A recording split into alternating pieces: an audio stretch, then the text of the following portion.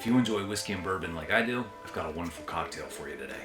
This cocktail's origins go back to before whiskey and bourbon were such a dominant figure in the spirit world. 1770s, that's the first known traces of this cocktail, and it's a very simple cocktail, but it was originally invented with rum. However, as bourbon and whiskey became more and more dominant in the market, this cocktail transitioned from rum into a whiskey or a bourbon. Some of you guys probably know what I'm talking about already. If I haven't given it away totally, the next 10 would be Kentucky Derby.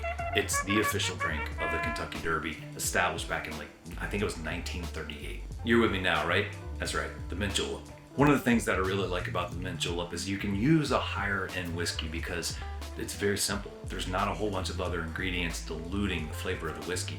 You're truly drinking this cocktail for the taste of the whiskey or bourbon that you're using. Yeah, it's hard to put a high-end liquor in an old-fashioned. You know, you're diluting it so much that you're losing a lot of the flavor of the whiskey, a lot of the nuances that come with a higher-end whiskey or bourbon. Let me show you the right way how to make this iconic whiskey/bourbon cocktail. One of my favorite things about this cocktail is it's so simple. Fresh, beautiful mint. I picked this right from my greenhouse about 2 minutes ago. And you know, that grocery store mint's just not the same. It doesn't have the same flavor, and it definitely doesn't have the same appearance, and it definitely doesn't put out as much aroma. And since this is one of the shining stars in this cocktail, go to the extra effort. Start yourself a mint plant in your greenhouse or in your window, or make sure that you use fresh mint from the garden or whatever means you may have. So we're gonna start with 7 mint leaves.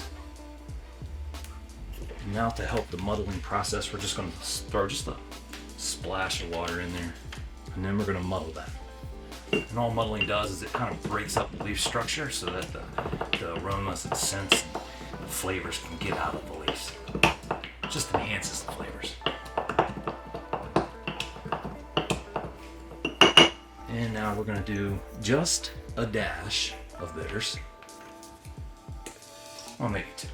The star of the show is the whiskey, and today I'm going to use this Dalmore Portwood. And this is a bit of a higher end whiskey, but that's okay because the flavor of this Dalmore is what shines through in this cocktail. We're going to use 2 ounces of whiskey.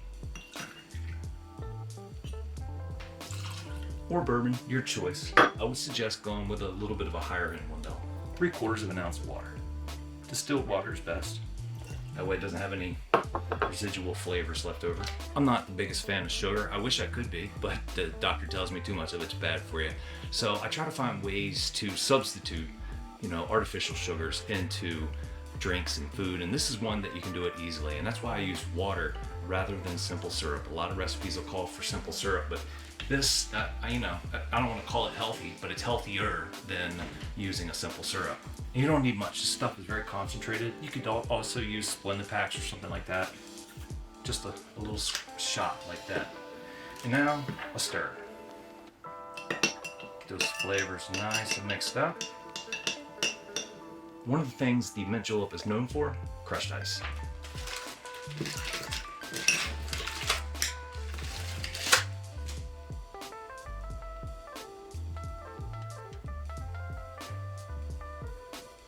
And there we go, my friends, the Kentucky Derby Special, or Mint Julep. Simple, bold, and wonderful. Cheers.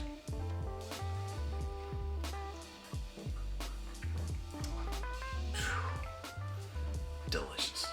It's funny because the sugar and the mint kind of balance themselves out in the whiskey, and so you just get this smoothness that comes from the two.